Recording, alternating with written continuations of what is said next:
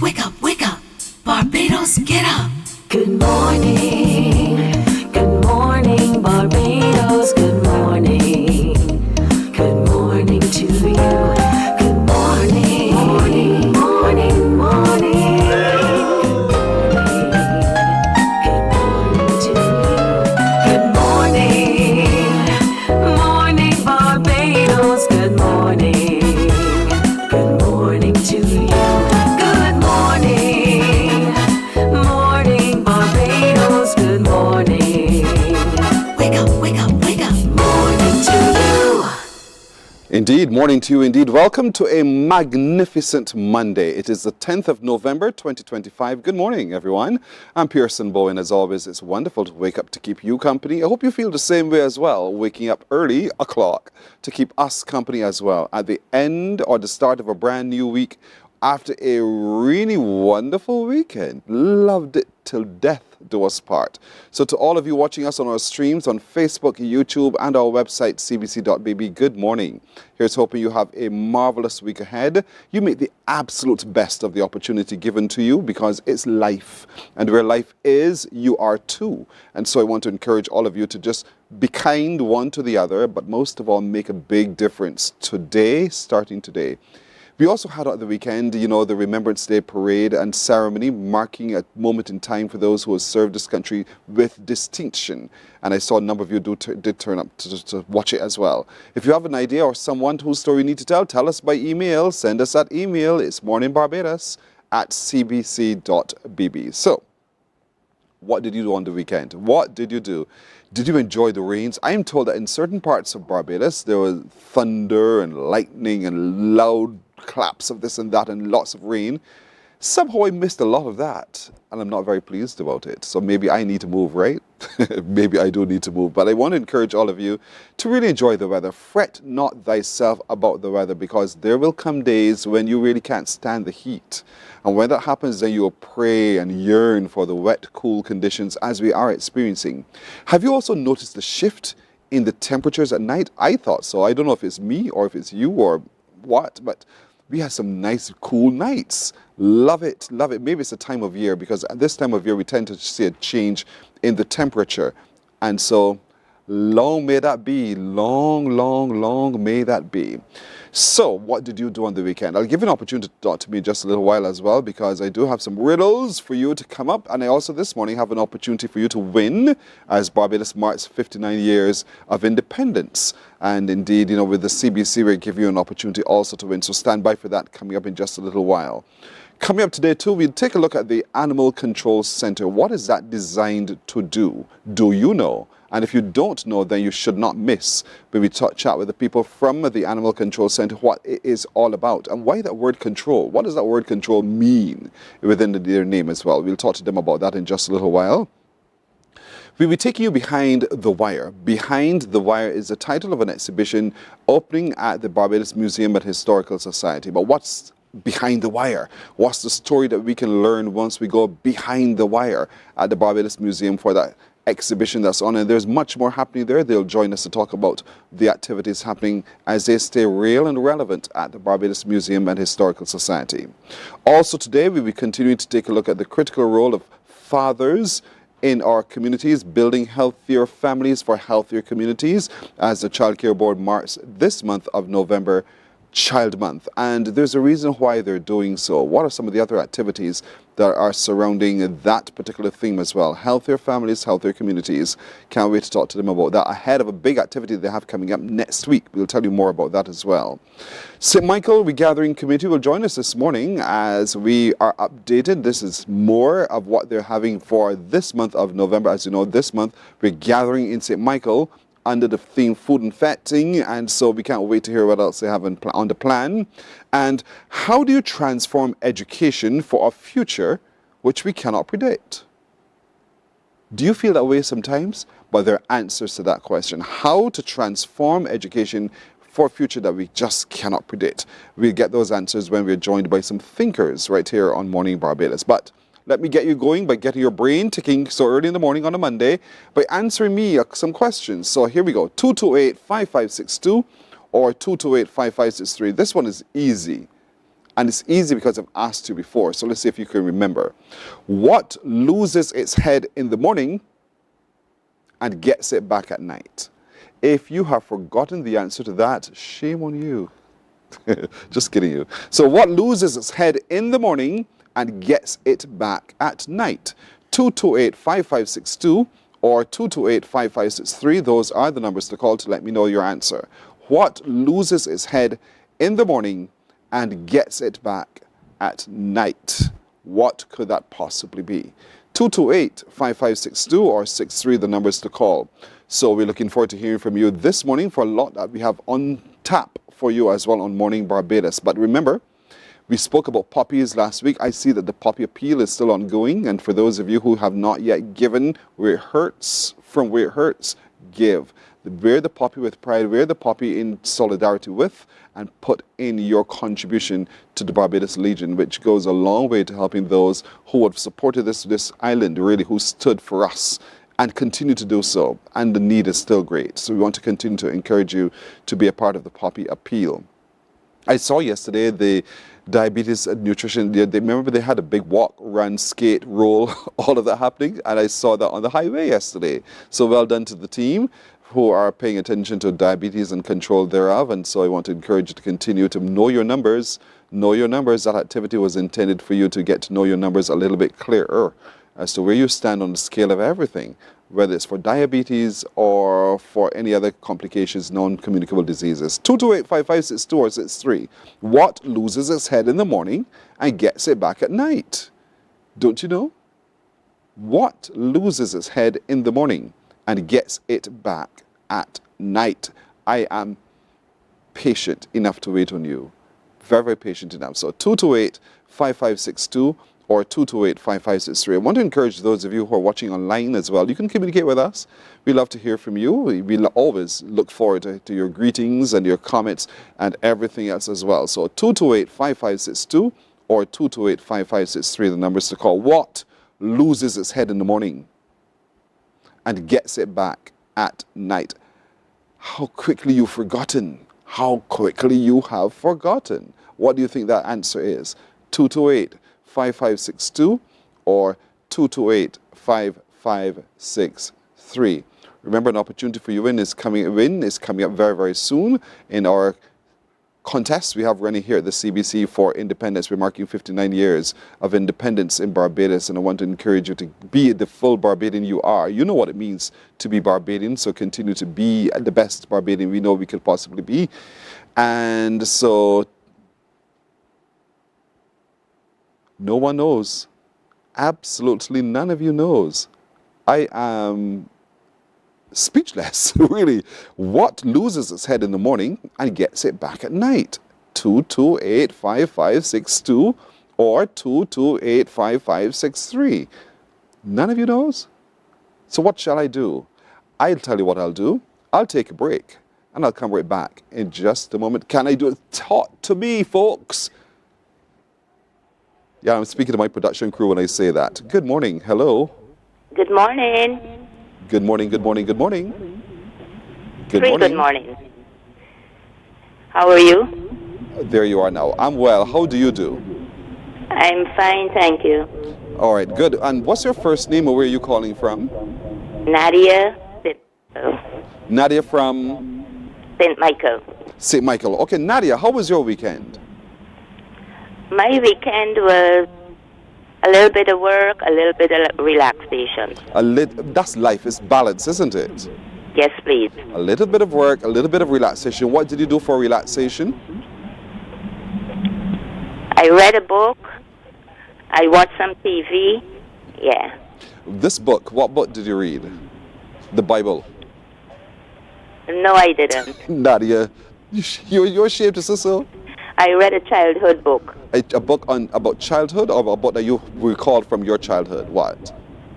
What do I recall? A book that you had from your childhood, or you read a book that was where the subject was about childhood? The subject. Oh, the subject. What was the name of the book? Yes, please. The Year in San Fernando. Oh, The Year in San Fernando. That's a big one, girl. Yes, please. And so what did you learn from that book you read? Well, I've read it before, but I just picked it up and started To go reading through it it again. again. I know how you feel. Sometimes For going through the book relaxation. again, you see things that you didn't quite see the first time around. And That's so true. it was a really good book. That's a really, really good book. You're from Trinidad? Yes. No, Guyana. Oh, you're from Guyana. All right, Nadia, what do you think the answer is? A pillow. I don't understand your answer. Could you explain it for me? Because the pillow has a head at night because somebody sleeps on the pillow. Uh-huh. And when you wake up, the pillow no longer has a head in the morning. And it gets it back at night. Yes, please. The pillow. And Yes, you're please. adamant in having that as the answer. Yes. Nadia, you're right. Well done. Thank you. You're welcome, Nadia. Well done. Have a good morning, okay? Thank you. You have You're a good welcome. day too. Thank you so much indeed. I have another You're welcome. question. Another question. I go through cities and fields, but never move. I go through cities and fields, but never move. What am I? 228-5562 or 228-5563. I go through cities and fields, but never move. 228-5562 or 63. Call me now and let me know. What could I possibly be? 228-5562 or 228-5563. I go through fields and cities, but I never move. What am I? What am I? The wind. What am I? 228-5562 or 63. Can you tell me? Do you know at all? Don't forget, coming up today, we're taking a look at the Animal Control Center. What is it about? We get a little great deeper understanding about it. We go behind the wire, which is the name of that exhibition being put on by the Barbados Museum and Historical Society. We'll also today be taking a critical look at the role of the father in families and the role of the father generally in communities as the Child Care Board continues to mark Child Month this month of November. And St. Michael Regathering will join us as they talk to us a little bit more about what we can expect in this month of November as Barbados gathers in St. Michael. So, what goes through cities and fields but never moves? 228-5562 or 228-5563. Nadia called, Nadia got through. What about you? What goes through cities and fields but never move? 228-5562 or 228-5563. Call me and you let me know. Also today, how do we transform education for a future which we cannot predict? We just can't predict it. So how do we really begin to have a roadmap towards transformation when we just don't know where we're going, what that future holds? But there are some people who can help us understand that a whole lot clearer as we talk a little bit more about education and transformation of education. Morning, hello. Hi, good morning. Hi, who's calling? I'm Gloria. Hi, Gloria. Gloria who? Gloria Haynes. Gloria Haynes. Well, Yeah. Gloria, good to meet you. Where are you watching from? Pardon me? What parish are you watching from? Christchurch. Gloria Haynes of Christchurch. Gloria, do you think you know the answer to this question? Yes, indeed. I'm going to be ridiculous. I think it's the letters I and E. I and E? You think you're being ridiculous? That's what you said to me? Is that what you said to me? Yes. Well, then, Gloria, you're being ridiculous. Because that's not the answer. That's okay. Thank you for trying, Gloria. I love it when you're being Okay, ridiculous. All right, you're welcome. 228-5562 or 228-5563. I go through cities and fields but never move. What am I? Gloria didn't get it right. What about you? Could you get it right? Call me and let me know. 228-5562 or 228-5563. Good morning to you, Howard Collymore. Howard Collymore, you're not right. You are absolutely wrong. But thank you for trying. Good to use your knuckles, use your brain. 228-5562 or 228-5563. Who's had conkeys already for the month? Anyone has had conkeys yet for them? Are you losing your passion for conkeys? And I think you might be, simply because you can get conkeys almost any time of year when we used to just reserve November for that exclusively. But we have a call. Good morning. Hello. Good morning. Good morning. How are you? I am well. How are you? I'm doing well, thank you for asking. What's your first name and where you're watching from? My first name is Gail, and Gail? I'm not sure if I can tell you where I'm watching from. I'm watching Wait. from CBC. You're watching from where? From CBC, Pearson. You're watching, Gail, you're watching from CBC? Yes, I am. I don't understand. We have a Gail working with us? I don't know of any Gail. What do you mean by that, Gail? That's your riddle for today. No, that's not my riddle at all. I do not accept that challenge because as far as I am aware, there's, unless I don't know, do I know the names of the security officers? Maybe that's a Gail. Okay, Madam Gail watching from CBC. What's your answer? The road. Beg your pardon? The road. The road. Explain that for me, Gail. Because the road creates a pathway between cities and fields, but it does not go anywhere. Your road doesn't go anywhere? Your road doesn't go anywhere? The road does not move. The physical Oh, that's what you road meant. Oh, that's what you does meant. not move. Okay. Your roads don't move. And so you believe in the heart of hearts that you have that that is the correct answer. Yes, I do. And you would want me, big old me, to sit here and tell you that you're right. That would be my dream. What if I should awaken you from your dream, Gail? Well, go ahead. Should I do that to you? Go right ahead. Oh, Gail, no, man. Sleep on, girl, because you're right. You're absolutely right. It's the road, Gail. Well done, okay? Thank you. She's laughing. Gail from CBC. Yeah, right. Well, she's absolutely right. 18 after the hour. We're coming back in a moment. Morning, morning, morning. Good morning. Good morning to you. Welcome to Nature's Discount, the ultimate health food store. At Nature's Discount, we have thousands of quality products at great prices. Hi guys, Dottie here with Nature's Discount, and today we are talking about Solar Ray, microbiome, probiotics, and why you should be taking them. And we have well over 3,000 amazing products to help you get healthy. For your health tips, tune in to CBC TV 8 every Monday, Tuesday, and Thursday for Nature's Discount, sponsored by Get Healthy Incorporated. 98.1 The One, your number one party station. With an audience from 18 to 40, we keep you engaged, energized, and entertained. Choose 98.1 FM, The One.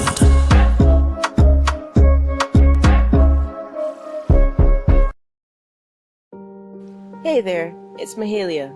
I want to share something that might be really helpful. If you're feeling anxious, overwhelmed, depressed, or lonely and have no one to talk to, call Lifeline Barbados. We all face struggles at times in our lives. You're not alone. There's no need to feel ashamed or embarrassed. It's okay to reach out for support. Lifeline Barbados is completely confidential. No one else will know you called. They're there to offer a caring ear and guidance without judgment. And fellas, I want you to know asking for help is a true sign of strength. It takes real courage to reach out. You can also call Lifeline Barbados if you're worried about loved ones who are struggling and you need advice on how to support them.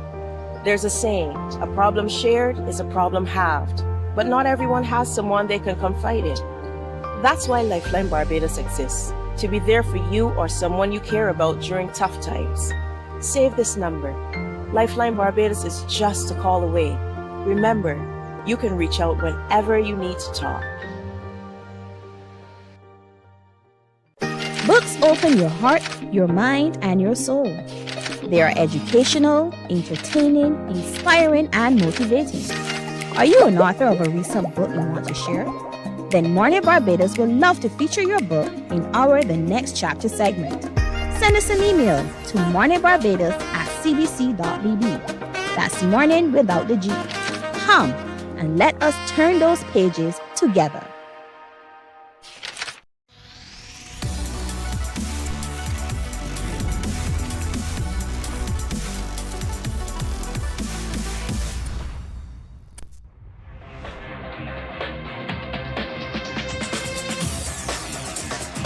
We Week after week, Scald presents exciting reports and documentaries on the most varied topics of our time.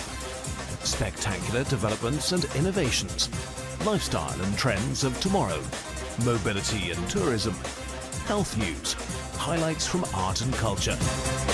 Each contribution grabs the viewer with extraordinary images and stories and takes him into fascinating worlds which he experiences here exclusively and up close. We're there when companies and specialists develop super satellites for a global network in space and can look behind the scenes. Scald is a window to everything that is there. Morning, morning, morning. Good morning. Good morning to you.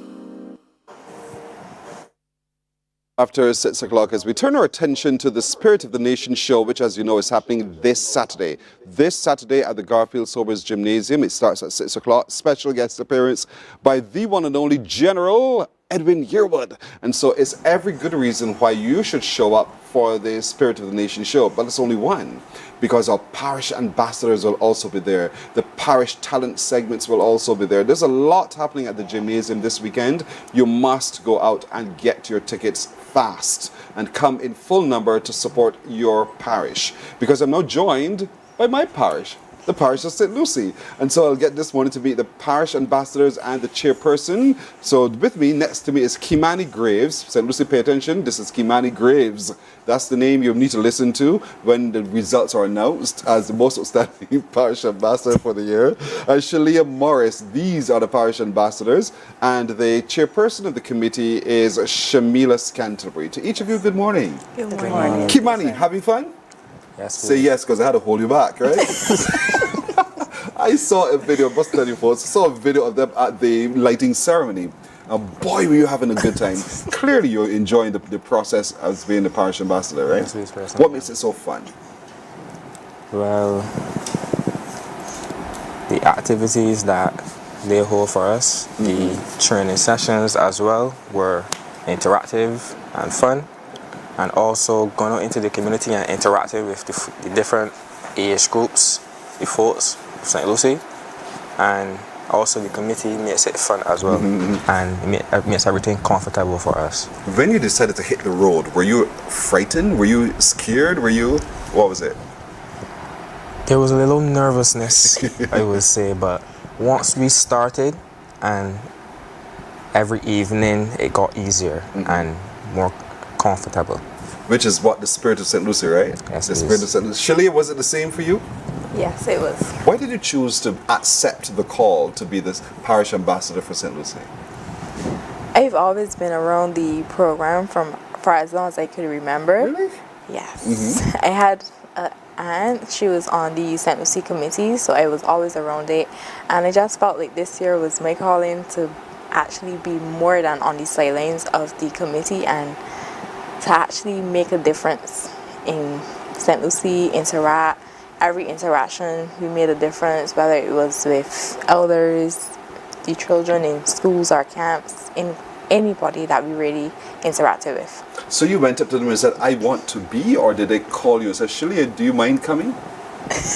Well, I applied. You applied. But I called from December to January to ask, what's the update? What's the update? Yeah, I believe that I bullied them into choosing me. Well, that's all right. You got what you wanted. So the day that they called and said you were successful, Shalia, how was that for you?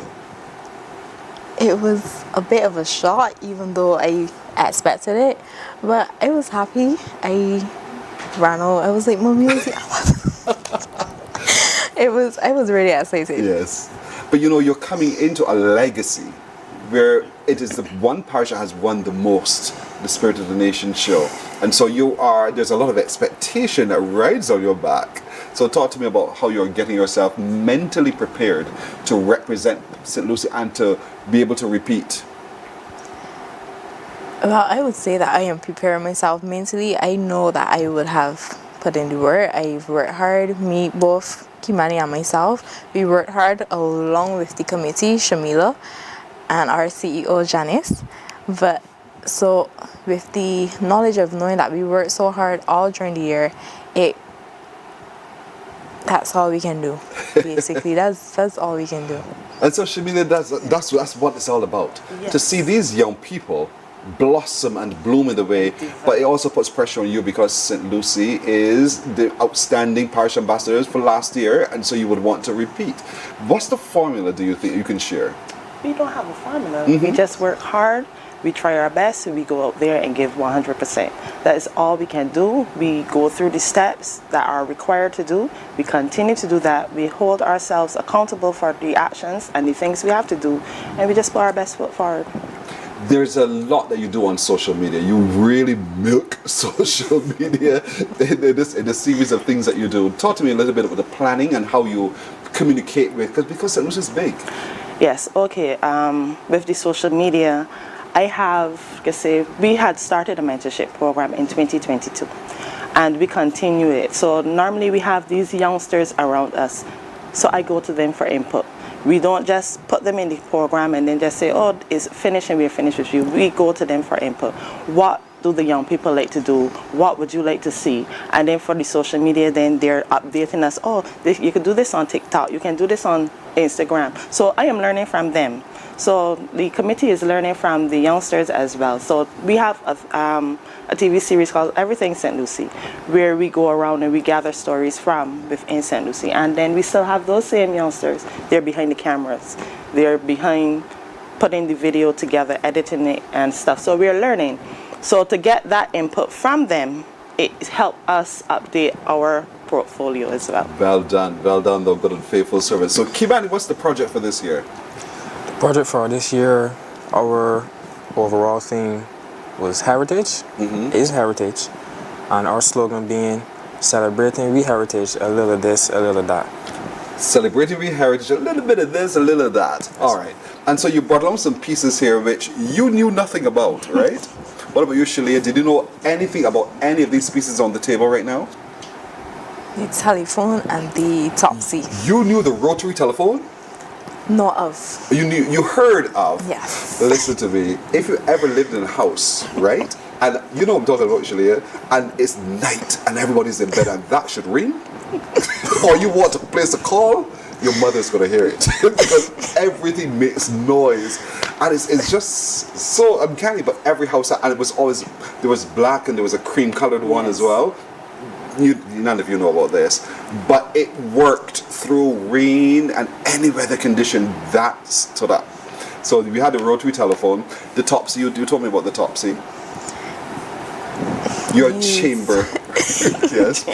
Used for the bathroom. This was our most popular RC fat when we went into the primary schools and the camps. The children were so excited to see how the Topsy were used. One child was even like, you spin. It was so funny, but they really enjoyed it. Even the stories that we had from the elders. We went to Checker Hall, Salvation Army. The stories that they shared. It woke you up. The indignity of it. That's all you were thinking is, my gosh, the indignity of it. But it worked. It worked. It was our chamber pot kept under the bed. And you will use it, and then you will dispose of the contents her face a little later on once you wake up. What about you, Kimani? Anything here that took you by surprise? Nothing in particular. You know the searchlight? You have ever seen that before? This one here, look. Not this particular one. See? The only one that I knew of that is here right now would be the Topsy and the grater. The grater as well too, and the iron. Do you know how that was used? The iron? It was heated over the stove, and then you would press the clothes with it. You're asking me or you're telling me? you can't imagine for a second how that works, right? Do you know it, Shamila? Yes, actually we have what we call the St. Lucie Mobile Museum, and we have more than these artifacts. We had other things, so like to go into the schools and demonstrate to the children what they were used for. We had 2 elders demonstrate how and speak on the iron. So they would tell the children, you put it over the stove, you get a hot rag, you have to wipe it off first, and then press your clothes with it. Right. So for them to hear about that, they could not phantom, like you had to put it on the stove.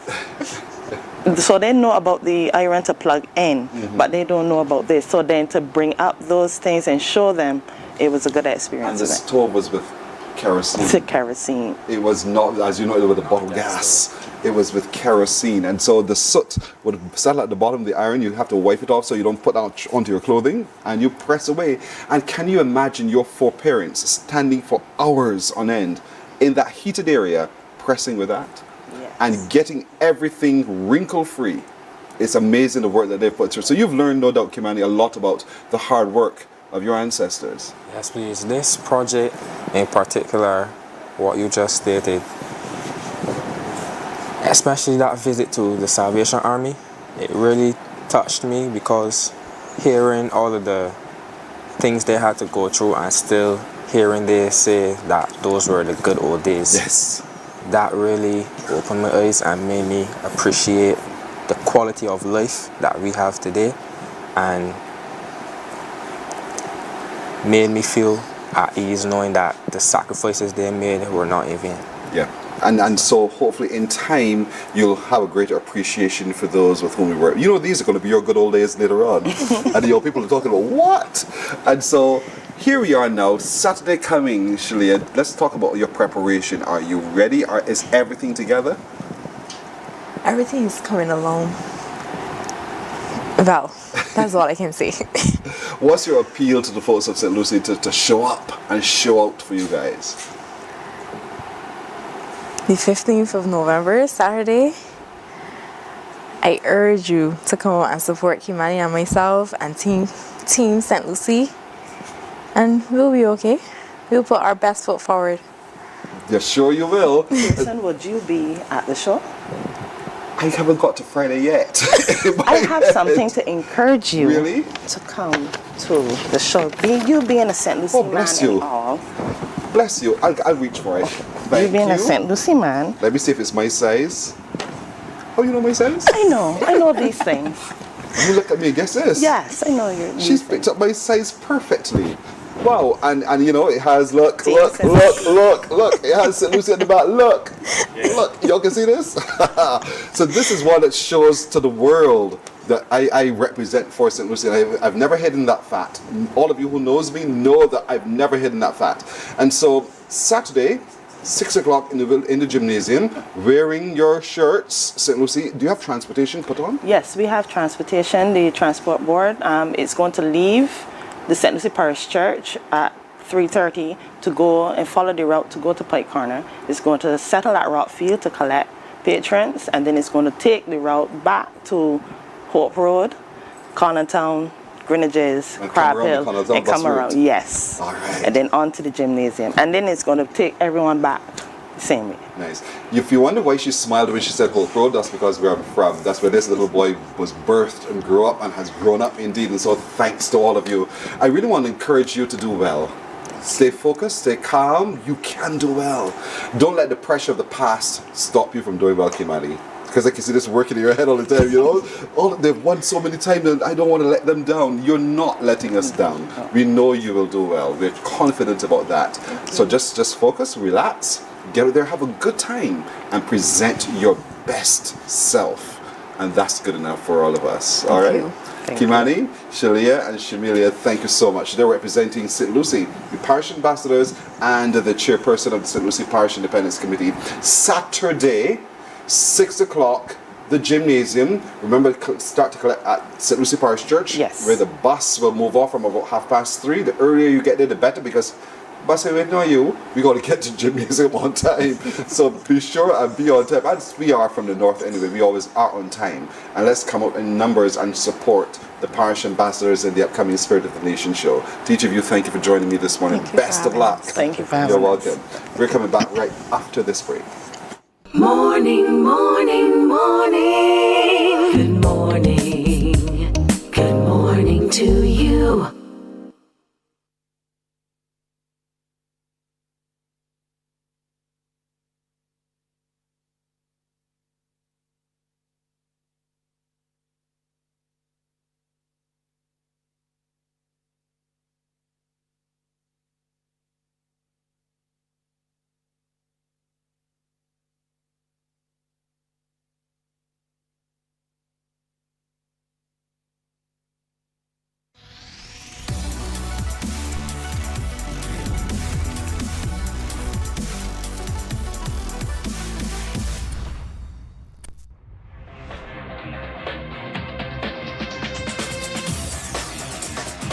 Week after week, Scold presents exciting reports and documentaries on the most varied topics of our time.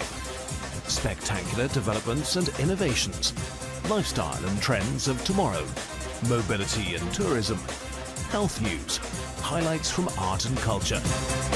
Each contribution grabs the viewer with extraordinary images and stories and takes him into fascinating worlds which he experiences here exclusively and up close.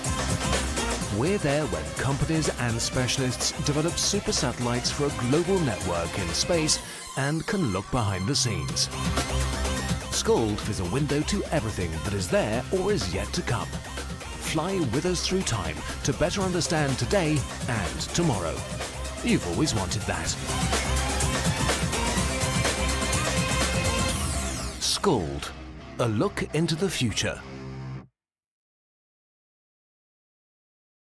Our world today is not the world God wants it to be. One of the reasons which will surprise many is that our planet, its governments, and its peoples are all living under the weight of Satan's rule. From the Morning, good morning to you. So we're 22 minutes now to go to the hour of 7 o'clock. As you do know, in this month of November, we're marking Child Month. And I know you're asking yourself, but hold on, isn't that May, Pearson? You got it wrong. No, I have not. This month, we're holding Child Month activities simply to coincide with the International Day of the Child. And that's the reason the Child Care Board is continuing to be with us. We did promise you that every Monday we'll be continuing to engage with the Child Care Board because of the phenomenal work they do, but also because of the things you still need to know. And so joining me this morning is, again, Gail from CBC. Gail Carter, who's an early childhood development coordinator with the Child Care Board. That's the woman who called me a moment ago and coming here laughing at me. Gail, you pulled a good one on me. Well done. You do it to others. You see how it feels to be in that seat this time around. You will never have that chance again. Jakeem Seeley is a child care officer with the Child Care Board. Jakeem, good morning to you as well. Good morning to to you. see you again as well. Good to see you, sir. All right. Yeah. All right. So here we are in the month of November, and there's a lot going on. We're looking again at healthier families, healthier communities, and there's a reason why. Right, Gail? Yes. And before we get into the discussion, I just wanted to clarify for the public, because I know there's been a lot of confusion around the Child Month and so on. And so even though we've not gone straight out and said November is Child Month, we are celebrating children and families during the month, like you said, to coincide with the International Day of the Child. So we've not outright said Child Month, but we're doing the celebrations, and Child Month will return to its regular month, May next year. So you can be assured of that. Right. But we really want to focus in on healthy families. It is important for persons to understand that the family is the first space that the child grows up in. The parents are the first teachers. The caregivers, that first caregiver is critical. And so it is important that we build these healthy families, because that's where it starts. And if children have what we call adverse childhood experiences, this impacts lifelong. This goes on into adulthood, through adolescence, into full all their years. And so it's important that we are seeking to reinforce the importance of healthy families. We recognize that family structure has deteriorated over time, and I think we're not paying attention to the critical place that it plays in the development of a child. And so we are seeking to empower parents. A lot is going on. People are struggling in different areas. And so we want to provide the support that parents need to let them know you're not in this alone. And when children come to us, they don't come separate and distinct from their families. And so families need to be involved. Families need to be empowered. And so we are focusing in on building those healthy families. And Jakeem is here today to talk about the role of the father figure in childhood, because that is something that we have to recognize too. Children need their fathers. I met a lady once who said, if God saw it fit to give Jesus both his parents, who are we to think that a child can grow up without both their parents? That's a brilliant one comment to make, indeed. She's quite right, whoever she is. So thank you, ma'am. But oftentimes we tend to think child enters our nucleus, this is the space we have, and we naturally will know what to do. Is it as natural as that? It is not. It is not. There is no, let me say, because I was about to say there's no manual for parenting. We know that there are a lot of books out there that help. Me personally, I believe that my manual for life is the Bible. It tells us how to deal with everything, how to raise our children, but there really is no blueprint. Even in households where you have more than one child, there is no blueprint. Every child is different. And so it does not come as natural as we would want to think. And so it is important to educate oneself. It's important to have a support system. Support is critical. And especially when we're seeing the extended family disappearing. So they're no longer grandparents who are in the homes with the children. Grandparents are working. Everybody's working. And so it makes it even more difficult to create that kind of nurturing environment because everybody's so busy. And so I think it is at the point where we need to stop. The scriptures say, be still, and reflect on what are we doing in our families that's contributing to what we're seeing. What are we doing in our families that's contributing to our children not excelling, not succeeding in the way that we would want them to? Because we want our children to succeed in life, and it starts at home with the family. And it's a lot more than just the physical contributions. The milk and the cereals and everything is not all that there is. No. Spending time. Spending time. Because when we think about child development, a lot of the times we can think about the physical and we think about the intellectual. We want them to go to school, we want them to learn, but we tend not to focus so much on the social and emotional and the spiritual. Because how many families still go to church together, whether it be Sunday school, Sabbath school? These are things that we grew up with. Even though our parents did not go, we had to go to Sunday school. And so when we look at child development, we want to ensure that we're looking at the holistic development of the child, not just the physical, not just the cognitive, but in terms of those social and emotional. Research would say, Pearson, if a child does not have those social and emotional competencies, it doesn't matter how smart that child is, it makes it very, very difficult to learn and to succeed. And that's why each of us needs to play our part. The father. And so, because he was not the one who carried it for 9 months, sometimes, he doesn't quite get it, or two, she doesn't quite allow him to get it. If you understand what I'm saying that carefully. So Jakim, talk to me a little bit about that construct, when that happens and what it means to that child when parents, and particularly father, is not allowed to play his real role as a parent. As my colleague would have so eloquently shared just now, research again. A lot of the research have shown that children without fathers produce negative outcomes. Children need their fathers. The same way a child needs his or her mother, children need their fathers. And our society, as we all know, there's a lot of criminal and antisocial behavior, and a lot of this behavior can be linked to absentee fathers. Fathers provide a vital role in their children's lives, and not just fathers, because we know what's going on in Barbados now. A lot of children are losing their fathers through violence. And again, a lot of research have shown that when a child loses a father through death, divorce, separation, it affects that child's health 20 and 30 and 40 years down the road.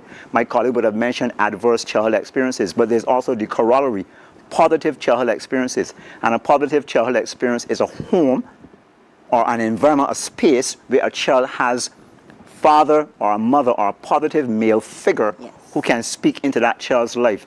That child can talk to that person about how they feel. Because children need to know, one of the most important things person about the children need to know that they matter. Yes. I matter. I belong to this family. I am important.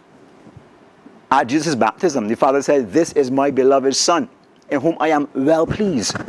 Do we tell our children, "You are my son, you are my daughter, I am pleased with you, I am proud of you"? All of these kinds of positive affirmations, whether they are from the biological father, or even if he is not present, godfather, Sunday school or Sabbath school teacher, coach, mentor, uncle, grandfather.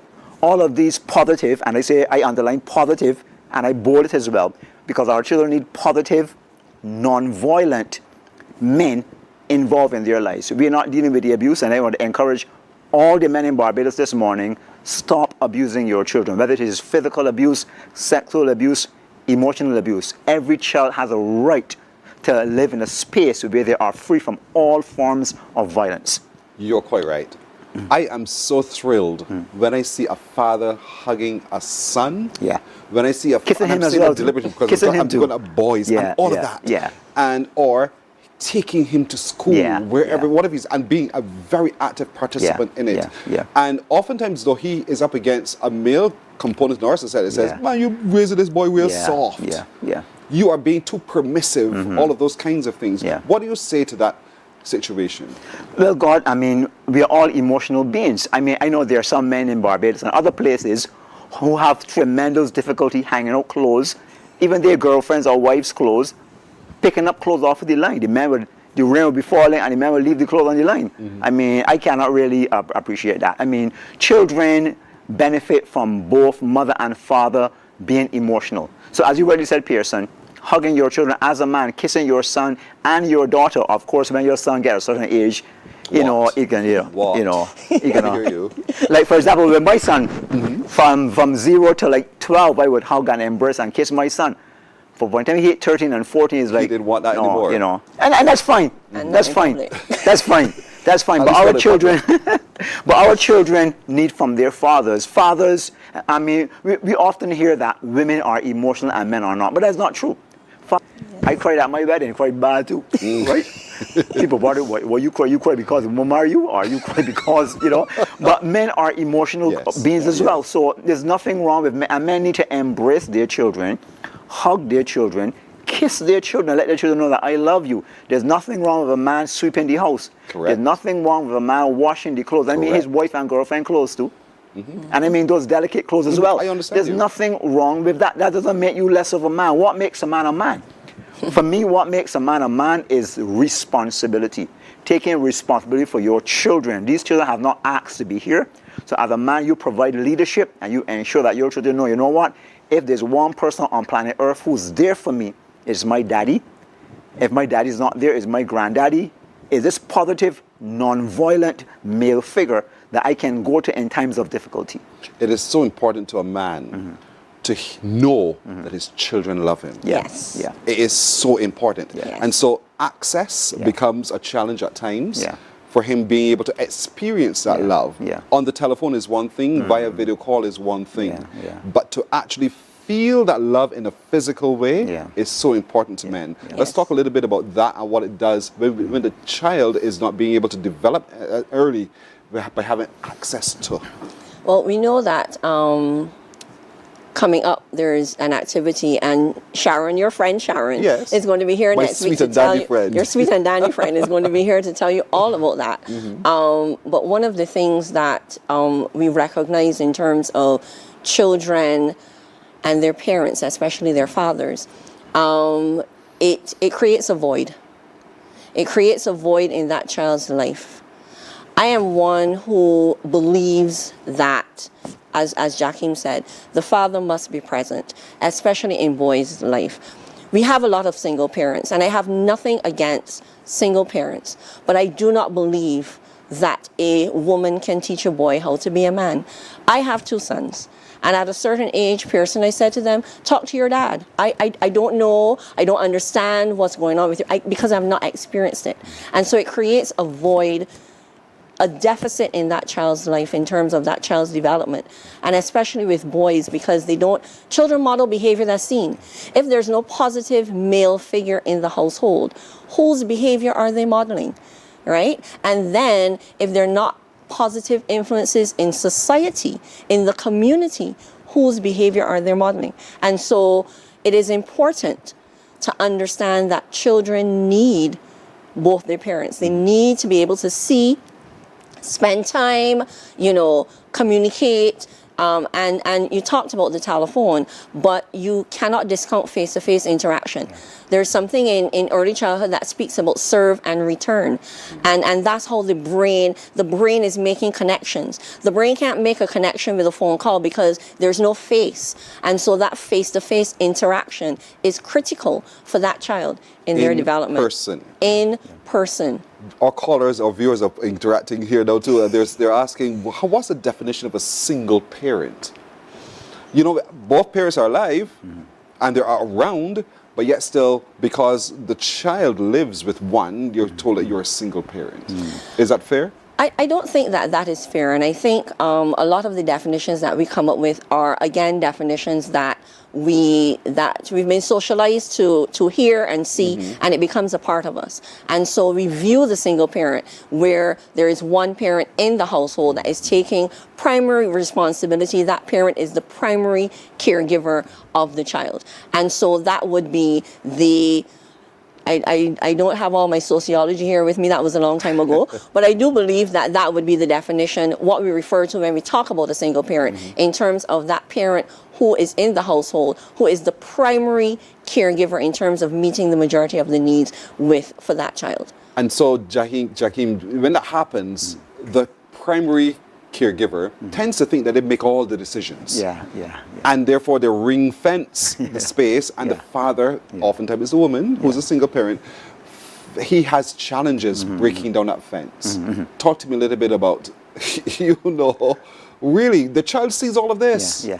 But as my colleague would have said, session will be coming up next week, looking at access with our honorable justice, right? But however, I think once we as parents understand and look at it from the rights of the child, every child has a right to have access to their father. And we will often, in the Bajan parlance, parents will often say, I bring you into this world and I can take you out.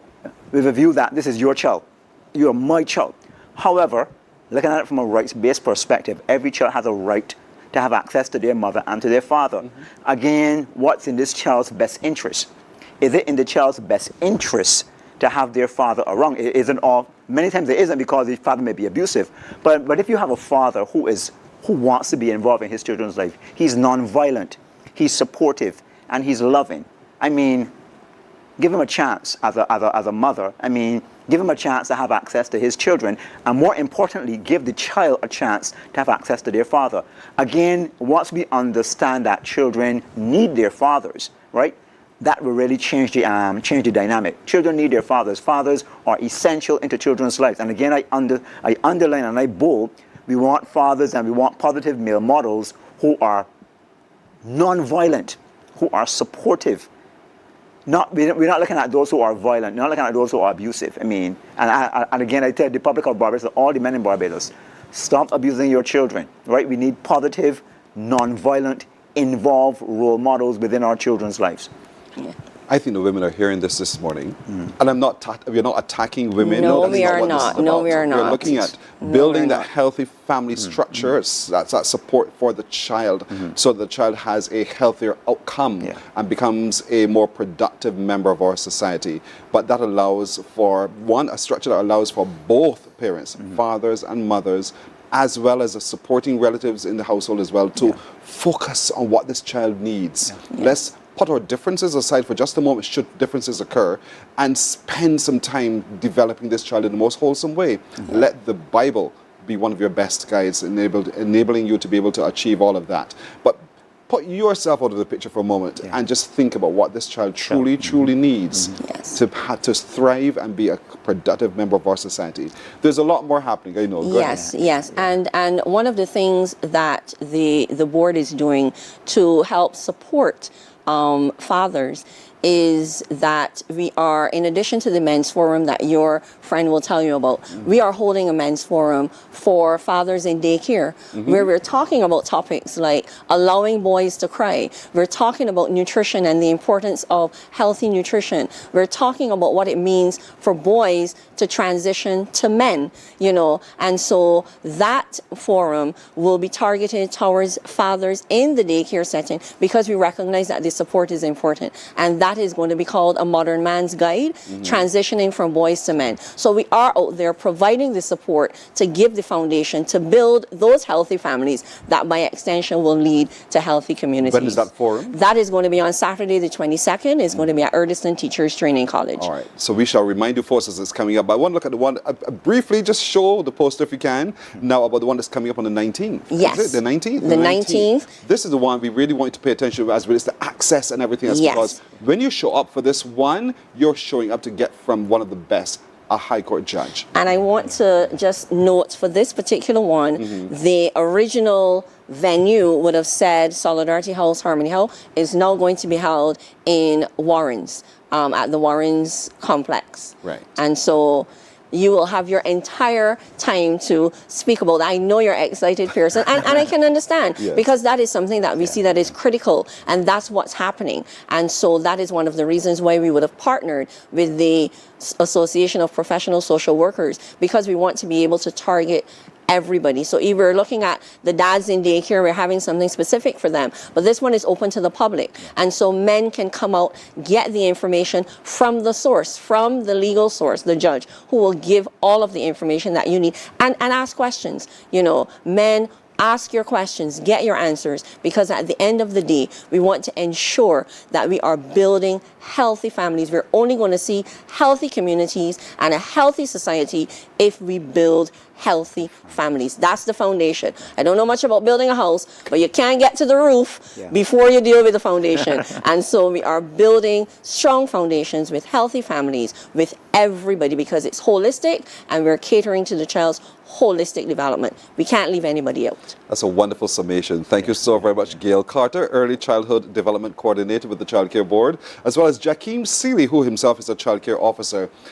I wish I could spend a lot more time talking with both of you, you know, but we got to move on. But other opportunities will occur where we can continue this discussion, looking at healthier families, healthier communities, and the roles, the respective roles of everyone when it comes to the development of our children and the care thereof. But we're going to take a break here. We'll be coming back just after this. Morning, morning, morning. Good morning. Good morning to you.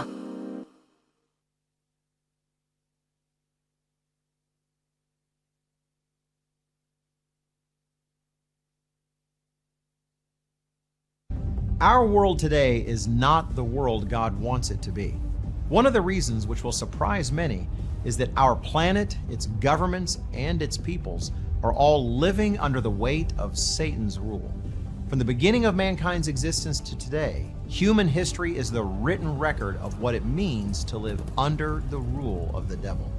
Yet that rule is coming to an end, and what a difference that will make. Every Sunday at 9 a.m. on CBC TV 8, tune in for Tomorrow's World, sponsored by the Living Church of God. Some ask, what makes Barbados so special? We at Mornin Barbados say it's you, our exceptional youth. You are talented, resilient, and inspirational. You are the epitome of the Barbadian spirit, testing the boundaries of your creativity. If you are an entrepreneur, artist, baker, designer, author, or have done anything you think should be highlighted, email us at morninbarbados@cbc.bb. Let us show the world our exceptional Bajan youth. Morning, morning. Good morning. Good morning to you. We're at 7 o'clock. Let's take a look at the news now. A significant step has been made in care for Barbadians living with or at risk of heart disease. The Medical Emergency Center, formerly the Sparman Clinic, is officially launching its newly expanded state-of-the-art facility with the announcement of a free life-saving cardiac care initiative, Hearts of Hope. Medical Director Dr. Kim Solomon said the philanthropic program will provide free, life-saving cardiac treatment to patients who are unable to afford care. Outreach program. So this program will commence in January 2026 with a commitment of $500,000 each year. We will be offering free life-saving cardiac treatment to 18 persons in the community who cannot afford it.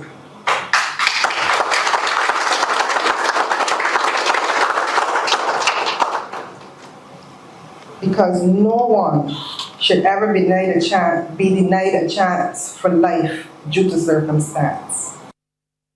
The expanded medical facility introduces a team of highly trained specialists, including Dr. Alejandro Gonzalez, a distinguished Cuban physician bringing the advanced expertise in emergency cardiac response and rehabilitation. Dr. Sparman, founder of the Sparman Clinic, says he's proud to hand over to the next generation of clinicians led by Dr. Solomon. Today, I get the hands, the reins over to someone who cares. That same passion that I have, and even more she has for people. I'm not disappearing. I'm just stepping aside a little. I'll be focusing more on training, mentorship, community outreach, taking health education into schools, neighborhoods, and everywhere where people need the message of emergency care and cardiac care, and preventing them from coming to the emergency room. A warning for parents across Barbados. If you fail to guide your children, the streets will, and the results will be far from desirable. That message comes from Minister of Youth, Sports and Community Empowerment, Charles Griffith, who is concerned about the growing number of young men losing their lives to violence. He was speaking at the graduation ceremony for Cohort 6 of the Barbados Youth Advanced Corps, and Nesta Henry has more. Is 4-1. Minister of Youth, Sports and Community Empowerment, Charles Griffith, says the recent shooting incident at Western St. James, which left one young man dead and another fighting for his life, drove him to tears. It's why he's repeating calls for parents to raise their children instead of leaving that responsibility to the streets. That the streets will mentor them if the parents don't stand up and be counted. Supposedly 15 and 16 years old, two young men that will not see the sun tomorrow. And I must tell you, I went back to my car and cried for maybe 10 minutes at the disbelief of what is happening. Minister Griffith is encouraging parents to enroll their children in programs offered through his ministry or reach out to the ministry's mentorship program or hotline for guidance. Government as a whole, we're doing plenty to ensure that young people do not have to walk the path of those two youngsters. Stories will be told. I know for weeks on end it will be discussed, but at the end of the day, parenting is paramount in the lives of our young people. Meanwhile, Director Hallie Haynes reported that the graduation class received 33 passes in the 2025 Caribbean Secondary Education Certificate examinations, accounting for a 55% pass rate. Furthermore, I'm pleased to report that 93% pass rate in the City and Guilds program is outstanding.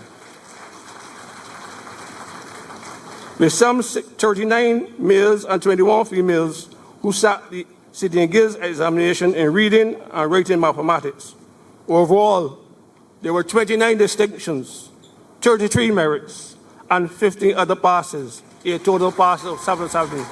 Mr. Haynes also shared some more good news. Passes for 70% of the students who enrolled in entrepreneurship and food preparation courses at the Barbados Institute of Management and Productivity. And there was a 68% pass rate for students enrolled in programs at the Samuel Jackman Prescott Institute of Technology. Nesta Henry, CBC News. The Japanese ambassador to Barbados believes that lessons from the Japan's Okinawan culture could help improve the health and longevity of Barbados' aging population. Speaking at a Japanese cuisine showcase, Ambassador Yusuke Miyasaka highlighted the similarities between Japan and Barbados, both nations facing a growing elderly population. He said the traditions in the island of Okinawa offer an organic blueprint for a healthy aging that focuses on nutrition, lifestyle, and cultural practices that promote lifelong and well-being. The healthy aging of Okinawan serves as a source of inspiration, offering a model for best practices as both our nations face the challenges of aging populations. One factor often credited with this remarkable longevity is the Okinawan diet. The island's traditional cuisine is widely believed to support the health and long life of its centenarians. But food is not only fundamental to healthy aging, It is also a profound expression of culture. Chief Executive Officer of the Caribbean Regional Organization for Standards and Quality, Dr. Sharon May Smith-Walker, is calling for greater products and focus on quality to help build trust in Caribbean products. She stressed the need to improve regional standards in goods and services after attending a church service at Emmanuel Baptist Church yesterday as CrossQ prepares to celebrate World Quality Week starting the 13th. We must ensure that quality is integrated in everything that we do. We do not have a robust quality culture right across the region. This is something that CrossQ is intent on promoting because it is when we understand that we deserve quality. We deserve to have our goods that are produced in our domestic market achieve the same quality tier that we use for those goods that we export internationally. We want to reinforce this concept right across our member states. Dr. Sharon May Smith-Walker has also called on governments to provide more financial resources to ensure high quality of goods and services. When we think of our conformity assessment bodies, our labs, our inspection bodies, our certification bodies, we want our governments to set aside resources to build out these systems so that our region will have the supporting mechanism to tell the rest of the world that we are also best in class. To sports now, Ipswich is the new champion of the 2025 BCA 40 Over Shield competition. Playing in a rain-affected final at Kensington Oval yesterday, the Eden Lodge-based side defeated Wanderers by 7 wickets. Set into bat, Wanderers were bowled out for 118 off 34.4 overs in a match reduced to 38 overs. Dominic Hart led the Barrows Road team with 31, while Raphael Lovell and his skipper Nico Blackman claimed 2 wickets apiece. Here's a look at the Wanderers' wicket fall. Catch taken! Soft dismissal! See him using his feet this time. There's a lot of people for stumping down, and he's got to go. This one is struck high in the air. Wicket goes. He's bowled him a through at the gate. So Hart goes playing forward, probably playing down the wrong line, missing the ball completely. They've got quite a lot of work to do here. The off spinner. It's a loud appeal, and Coffee's got to go. As I say hello to Andrew Mason as he makes his way to join Andy Payne. The sweep shot again. Wicket goes down. So as soon as Mason is here, another wicket down. Andrew Mason into the attack, and he gets a wicket. Stewart again gone for the sweep shot as well, and he's got to go. Oh, what a shot. I don't know these things really. I think she may give you some help. He's been given like before. No, chance for catch. Catch taken.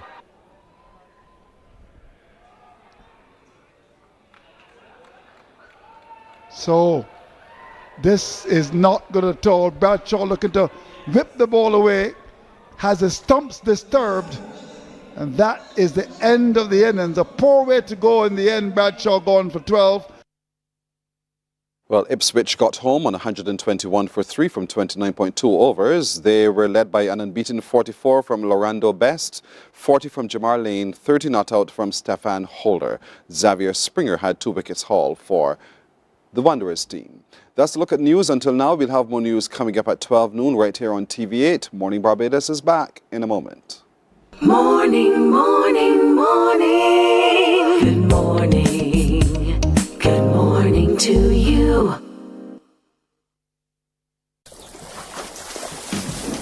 From the beautiful shores of the gem of the Caribbean, Barbados, home of the amazing Harrison's Cave, the tantalizing Oystins Bay Garden, our historic garrison, the indigenous road tennis, and the friendliest people in the world. We are 94.7 FM, the ultimate Bajan experience. There is a saying, you can find a Bajan anywhere. Are you a Bajan living abroad? Or do you know of one who has migrated to another country? Well, we at Mornin Barbados would love to have you or them on our Bajan Afar segment. Share your amazing stories, experiences, and how you have adapted to a new culture. Send us an email to morninbarbados@cbc.vb, and together we will travel the world.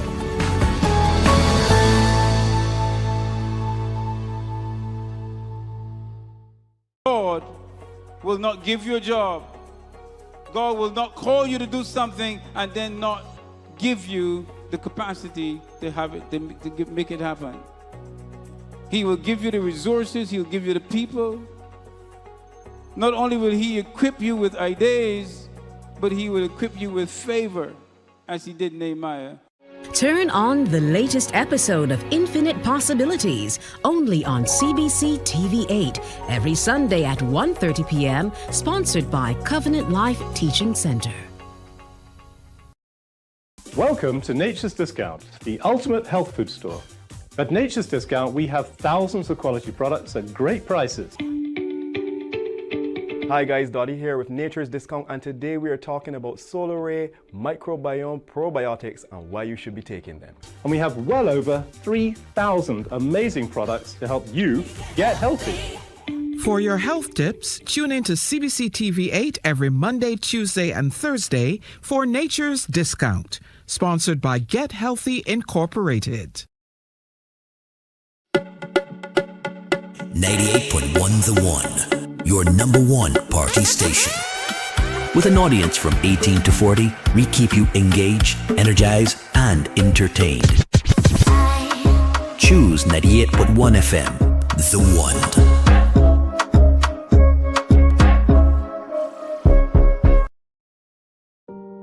Hey there, it's Mahalia.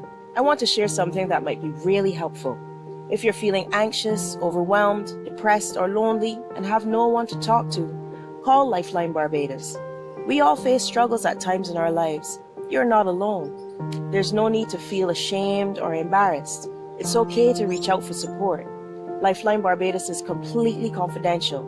No one else will know you called. They're there to offer a caring ear and guidance without judgment. And fellas, I want you to know asking for help is a true sign of strength. It takes real courage to reach out. You can also call Lifeline Barbados if you're worried about loved ones who are struggling and you need advice on how to support them. There's a saying, a problem shared is a problem halved, but not everyone has someone they can confide in. That's why Lifeline Barbados exists, to be there for you or someone you care about during tough times. Save this number. Lifeline Barbados is just a call away.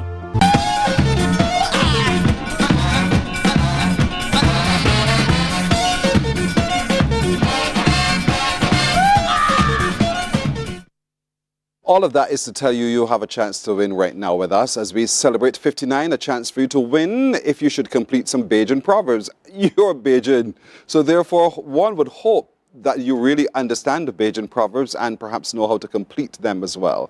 So get ready to win by giving me a call on 228-5562 or 228-5563, and good luck to all of you. Some of these, or perhaps all of these, I myself do not know, but I wish you well. I think you can do this. I really, really do think you can do this. Perhaps it's an opportunity for you to consult in the house as well, and then pick up the phone to give us a call. 228-5562 or 228-5563. Let's go. Oh, this is a piece of cake. This is a piece of cake. It is perhaps even universal, dare I say. Do you think you can complete this one? Good luck to all of you. Call me now, 228-5562 or 63. Look at your screen. Look at your screen. Finish this one. Home drums, dash. What's in the dash? What happens right there? 228-5562 or 228-5563. Our thinkers who are here with me are shaking their head like, what is that? I don't know. Maybe you do. Call me now. 228-5562 or 228-5563. Finish this and you get a chance to win with us. CBC marking 59 years with Barbados of independence this year. As you know, Independence Day is November the 30th. Big moment indeed. And then we get on the road to 60. But we have a call. Good morning to you. Hello. Good morning. Hi, good morning. How do you do? Angela Cox calling. I beg your pardon? I'm Angela Cox calling from Hello, Whitehall Angela. Road, Don't give me everything. Angela, this is a conversation led by me. Okay, so hold on. Hold on.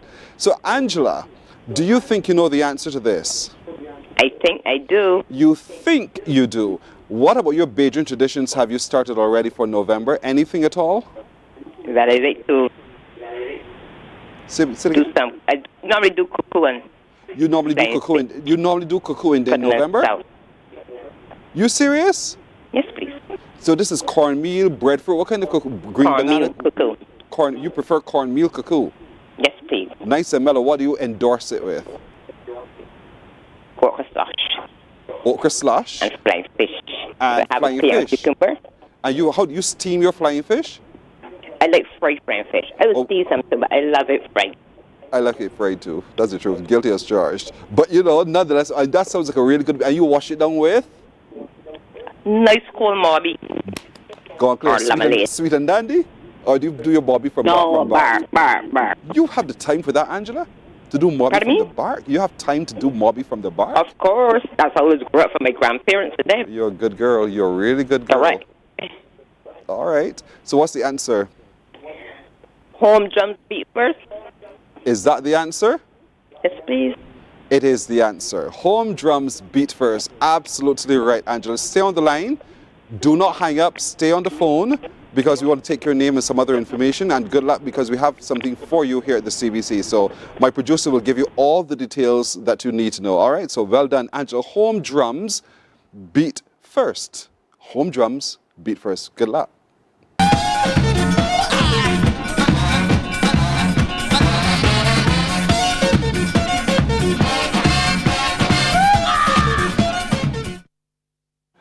Morning, morning, morning. Good morning. Good morning to you.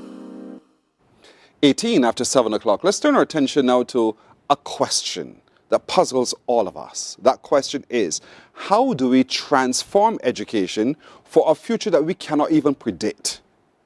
Does that make sense to you? Does it make sense to anyone? Is it even possible?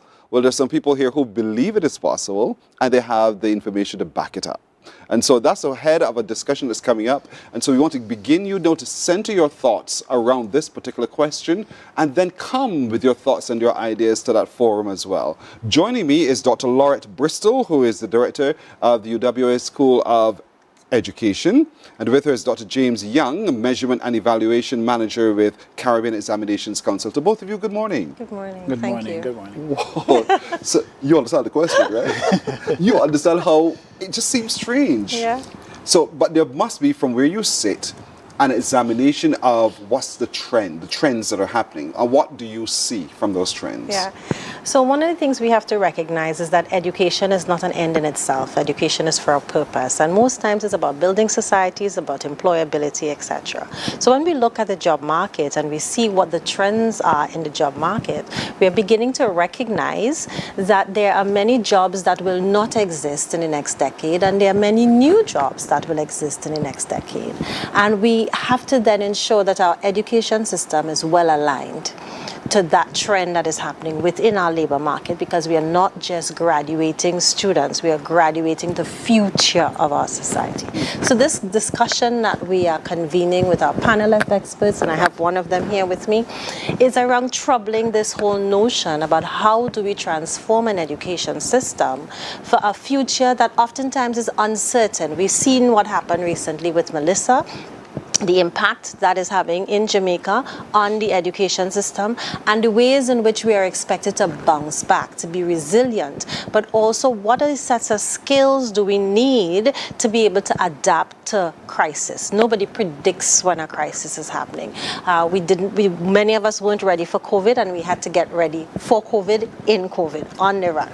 So what we want to do is have a conversation about the articulation, the governance, the preparation, the delivery of education in a manner that talks about what are these sets of adaptive skills that we need to be fostering in our learners, whether they're in the early childhood level, the secondary school level, or in the tertiary education level. There's some who would say to you, but for decades, we've been well served by the education curriculum which we use today. All of a sudden, you technocrats want to upset everything and create fear I'm being fair and saying what people feel and saying to me today, my job might be obsolete. And that scares me. What do you say to that thinking? Well, let's think about life. Life is a cycle. Life is continuous. Life is ongoing. You're always growing. You're always developing. The things that you did as a child are not the things that you're doing as an adult. So there will come a time where the things that we used to do that we would enjoy, we no longer can do those things. And that's okay, because that is what life is. So when we think about education as lifelong learning, we are actually thinking about education as ongoing, continuous reskilling and upskilling as we go through life. The only person who doesn't learn is someone who's dead. So are you a living being or are you dead? So you have to make a decision as an adult, as a human being in this space. We are always growing, we are always learning, and of course that comes with change. So if you want to live, live. Learn. Learn. Live, learn. I mean, those two L's go naturally together. Dr. James, from where you sit at the CHC, what do you see to be concerns and what do you see to be the potential that we need to grab hold of? Well, that's a very interesting question. And I have to say that the question that is posed for this panel is quite thought-provoking. And from where we sit, we see mainly it's that conversation of bringing together the like minds to understand what is it we ought to do, to have some form of agreement, because we do have visions. CARICOM has a vision. We have a vision for the ideal Caribbean person who is a lifelong learner, as Dr. Bristol indicated, right? And so if that is our vision, then we must come together as one to determine how we piece that together. I mean, we are the measurement to certify the human capital of the region. So once these skills are agreed upon, then our position is to accurately measure those skills so that we can certify the persons to say, well, yes, you have met these criteria. And so that these skills, you are ready for the job, you can go out there. So that's the challenge we are seeing. It's really pulling that together. We know the jobs, things are going to change. We are creating curriculums, syllabuses, different things as time goes on. It has to happen. And so we just want to continue being part of that conversation to bring the minds together and agree upon what we're going to do and how we're going to do it. What do you see to be some of the shortfalls for the Caribbean as we speak? Well, that's very, very deep. For us, it's managing the diverse space and really, and again, agreeing on what are the basic skills. We do have many different thoughts, different processes. Our education system, sometimes we're not able to respond quickly enough to the challenges that we are faced with. We are asking our people to develop the skills to be flexible, adaptable, but we also, as the leaders, the thought leaders, the persons in charge, ought to demonstrate that level of flexibility as well. Otherwise, how can they learn?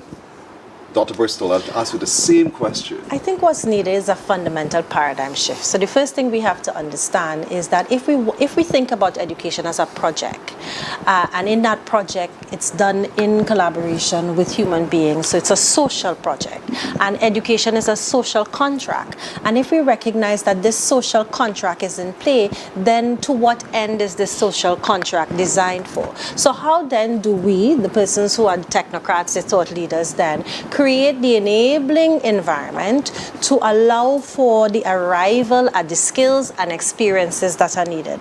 So we have to fundamentally shift from understanding education as just a collection of knowledge that is fixed to understanding education as capabilities, competencies, skills, and once those capabilities, competencies, and skills are nurtured and fostered, then we can unleash members of our society to be innovative, critical, problem solvers, able to respond to any set of circumstances that are going to confront them. Whether that circumstance is climate change, whether that circumstance is the advance of technology and AI, whether that circumstance is just about a life change, my job, I was furloughed, and how do I adapt and switch to come up with a response so that I can continue? So really it's about moving away from the traditional understanding of you must learn A, B, C, and D, and then I assess and test that you know A, B, C, and D. That no longer works for us. What we now need are skills, competencies, and capabilities. So we're asking questions now about mastery and proficiency, and how do we authentically assess mastery and proficiency for good citizenship and employability. And that's the fundamental shift that our education system has. Is that a lowering of the bar? Is it a lowering of the bar?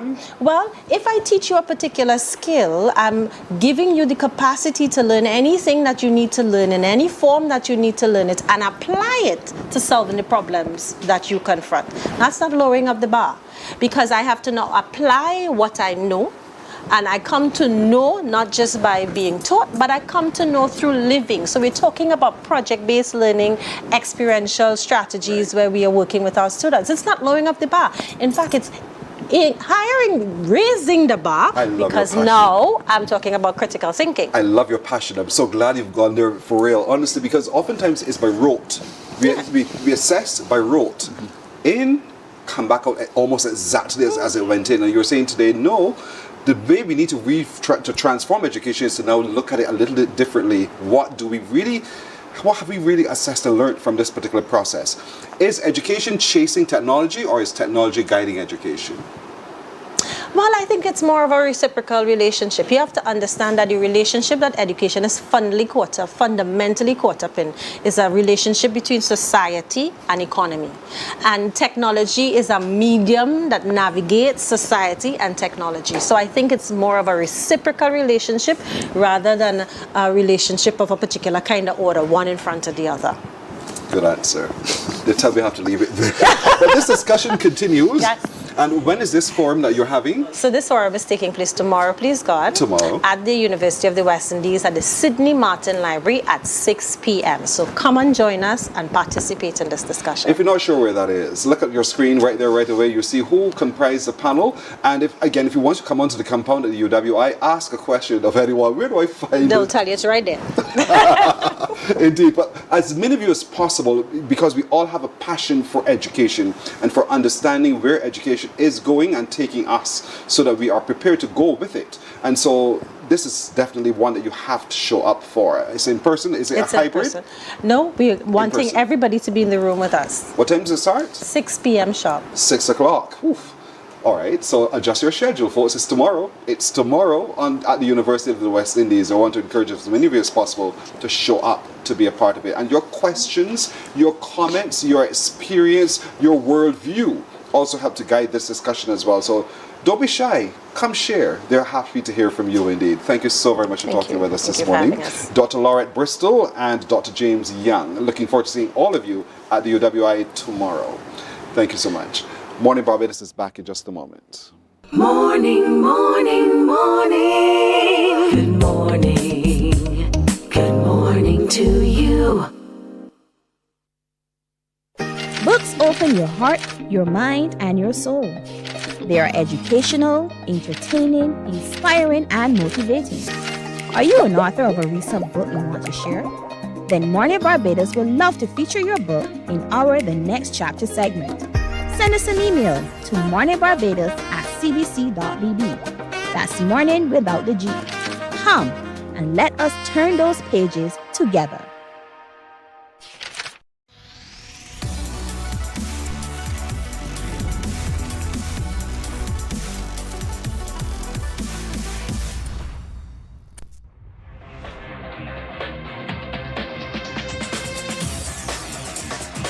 Week after week, Scold presents exciting reports and documentaries on the most varied topics of our time.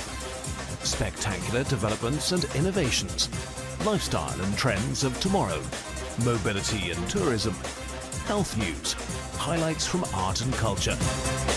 Each contribution grabs the viewer with extraordinary images and stories and takes him into fascinating worlds which he experiences here exclusively and up close. We're there when companies and specialists develop super satellites for a global network in space and can look behind the scenes. Scold is a window to everything that is there or is yet to come. Fly with us through time to better understand today and tomorrow. You've always wanted that. Scold, a look into the future. Our world today is not the world God wants it to be. One of the reasons which will surprise many is that our planet, its governments, and its peoples are all living under the weight of Satan's rule. From the beginning of mankind's existence to today, human history is the written record of what it means to live under the rule of the devil. Yet that rule is coming to an end, and what a difference that will make. Every Sunday at 9 a.m. on CBC TV 8, tune in for Tomorrow's World, sponsored by the Living Church of God. Some ask, what makes Barbados so special? We at Mornin Barbados say, Morning, morning. Good morning. Good morning to you. 28 minutes now to go to 8 o'clock. I have a new floor director in here. Her name is Alison Cannell. She's telling me stand by. I love it. Alison, good morning. Good morning. Alison is an animal control officer with the Animal Control Center. What is it that you do? Oh dear, I manage staff. I manage the whole operation for the island. So tell us about the Animal Control Center. What is it designed to do? Primarily to take in dogs. It was established in 1979 to catch stray dogs off the island because, you know, dogs carry some diseases.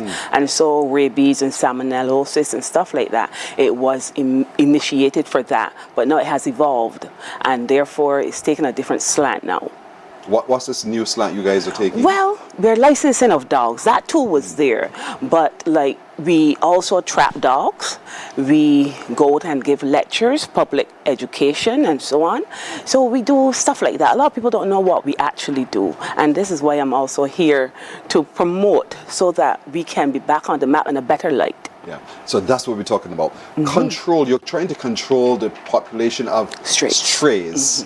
And the stray for you will be the dog that got away, or what? Yes, stray dogs that have no owners. Straying dogs, straying. That will be yours that got away, maybe by lightning or some other way they got away. But straying dogs are stray dogs. And those are the ones we call pot starvers, so to speak. Well, any dog can be a stray dog. Yes, of course, I understand. That's what we say in Barbados. You see it, it looks poor. Unfortunate. And then that becomes a problem. Exactly a problem, because dogs not in such a condition that you describe, but dogs that are stray dogs obviously have to fend for themselves now to survive. So they go and bite livestock, even bite human beings and other animals and so on. So we don't want that. We want, if you have a problem with your dog, please don't let it go. Call Animal Control Center 536-3162 or 63, and we will schedule a collection because we're a small operation. So we don't want people turning up with dogs. You can bring in your dog yourself if you think that we're not coming soon enough, but again, that must be scheduled as well. 536-3162 or 3163. See how I remember it? Absolutely. 536-3162 or 63, the Animal Control Center. And so rather than simply say, you know, I had enough of this, open the gates and let it go, not fair where to it the goes, dog. heaven help it. That's not fair, because an animal is an animal. Yes. And it also needs care and control. Creates an accident as well. It can create an accident, a vehicular accident, or cause a child or person to run across the road because they're fearful and get knocked down and stuff like that. So we rather not have the dogs let go. It makes it very difficult also for us as a small operation to capture. Yeah. But as the Animal Control Center, you said to me you also do licensing. Yes, please. Oftentimes we will see, how much is for that puppy? I want to buy that puppy from you. And so we purchase it and we go home and we cuddle and care for, and we did not take it to license. Yes. Should I take it to license? Absolutely. It is mandatory by law. Once the dog is 6 months and older, it should be licensed at the Animal Control Center. We're located at Lazaretto, Black Rock, St. Michael, next door to the Archives Department or the Usain Bolt Complex. And it's $5 per dog per year, or $10 per dog every 3 years, a very minuscule costing. And persons perhaps don't know, let me say. So that's why it's important to know now. So I'm here to share that information, to have your dog license, as it's mandatory by law to have your dog license. If I don't have my dog licensed, what happens? You'll take it from me? No, unfortunately not. I'll be penalized? But if your dog should get away, yes, this is where the penalizing come in. If your dog should get away and bite somebody, the court will take consideration that your dog was licensed. But if it is not, well, you're on your own there. Yeah, there's a penalty, a fine involved in that. So we would rather dogs be licensed, because the licensing also, some of the benefits of licensing, let me say, let me go to my notes. Some of the benefits, as I said before, one would be the fact that it's 6 months and your dog is licensed. But once your dog is licensed, you get a tag, and that tag should be affixed to your dog's collar, and that tag has a tag number that is in our database, and therefore, if your dog should get away, we will reunite your dog with you once persons tell us about the dog, and we can come and catch it. Persons also would more approach a dog that is licensed. And how we would know it's licensed, again, that said tag would allow us to know that that dog is yours. So we would call you and let you know. So it allows for legal proof of ownership. It facilitates, as I said before, reuniting you with your pet, and it also allows for a national database to be created, because we are that place that we store such data, the repository. And so we would want persons to just come in, $5. We're not online or anything like that, unfortunately. We're still in the arcade where you have to come in and have your dog license. So we'd be happy to see you and facilitate you there. So when I come in to have the dog license, do I bring the dog, or it's just the paperwork? Absolutely, just the paperwork. Once you come in, it's your name, address, contact number, and an email address for you, the owner. And for the dog, it's a name, age, color, breed, and sex.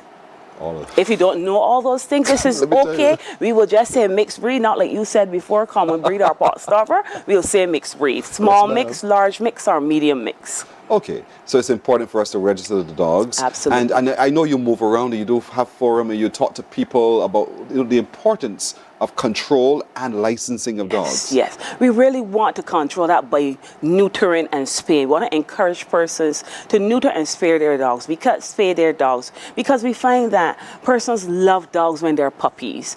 And like Christmas is coming up, so it's important that people note this. Don't give a dog up as a puppy, because dogs are responsibilities, just like a baby, for example. So you must prepare for a dog. If you don't have a fence area or a paled in or a guard wall, we don't want to have the dogs necessarily tied up or in a box, as we call it, but rather you will have to take your dogs on walks and so on. But we encouraging neutering and spaying to reduce these unwanted dogs. Persons just indiscriminately breed dogs. That's for those who have a better control, and that's a business perhaps. But then when dogs get into people's hands that are not responsible, it really creates a problem, not just for Animal Control Center, for all the animal shelters on the island. We are not a shelter. As I said before, we are just there to collect strays off the streets, and for those who have dogs and don't want them, we would collect those dogs. But the responsibility lies with the owners of these dogs to prevent them from becoming stray and abused and this type of thing. Dogs have feelings too. They're very loyal. Don't care how you treat them, they'll still be there for you. They'll still come back home for you and protect you. When you collect the strays, what do you do with them? Well, the best of the best we keep. Unfortunately, some obviously have to go to sleep, but we try to keep the younger ones and stuff like that, because truth be told, we take dogs that are old or emaciated in bad condition, persons, but not dogs with ticks, fleas, or open wounds. Let that be noted. Ticks, fleas, and open wounds is a no-no. Yeah, and we rather you give the dog a bath prior to bringing it in for handling purposes and for merging purposes when they come to the center. But dogs that are like sick because we're not vets there, there are no vet station there. So don't expect us to take in a sick dog and it suffers. So that would be a vet of your choice, or perhaps RSPCA or anything like that. But we are not a vet, and vets are not stationed there, so we don't bring in sick dogs. Only dogs that are old or that you no longer want for whatever reason, and those ones that are in good and best conditions, we'll try to rehome them. We have an Instagram and a Facebook page, and the Instagram is Animal Control 246, and our Facebook is Animal Control Center Barbados. It's easy. Just go online and put in those digits and search. Once you start putting animal control, that comes up, I'm sure. Or call 536-3162 or 536-3163. Her eyes popped up. I was like, do you remember those numbers? Yes, you did. I'm good with numbers, that's why. So those are the numbers to call, or check them out on socials indeed, and see how the Animal Control Center can really help you better care for your loved one, your friend, your favorite friend known as your dog, be it a puppy or up 6 months and older. It has to be registered, and registration is ongoing. So I want to encourage you to, and it's extremely affordable, very, very affordable. Absolutely. As a matter of fact. It really wouldn't hurt your pocket too much. So register your dogs, and let's see how together we can all live in harmony, animal and people, in our community as well. And so for a little while now, the Animal Control Center has been doing this. They're at the Lazaretto. Yes. And you're making it possible that those that are the best of the best, you can now rehome them. Yes. So which means that you, not for adoption, that's not the word, but you know what I mean. Yes, they're there for a minuscule cost. Right. Just call us and we'll facilitate you with that information. Once you come in and you choose a dog of your liking, we'll be happy to have it licensed for you and take it from there. So do you work alongside the other people who do this kind of work as well, somewhat? Do you all coordinate? No, we wouldn't coordinate because we're government, they're private, but we collaboratively work together. So we have like Ocean Acres, we have RSPCA, just to name a few, and we work together like at events, and we go to schools together and so on. If they're going to an event to do public education, we go along with them, or vice versa. Yeah. So because we're working for the same common good. Of course, which is the dog. Yes. The dog and you. And so folks, reach out, 536-3162. 536-3163. Now you know you can bring some of those strays to the center, but the best of the best will be kept and rehomed, and the ones that will be put to sleep.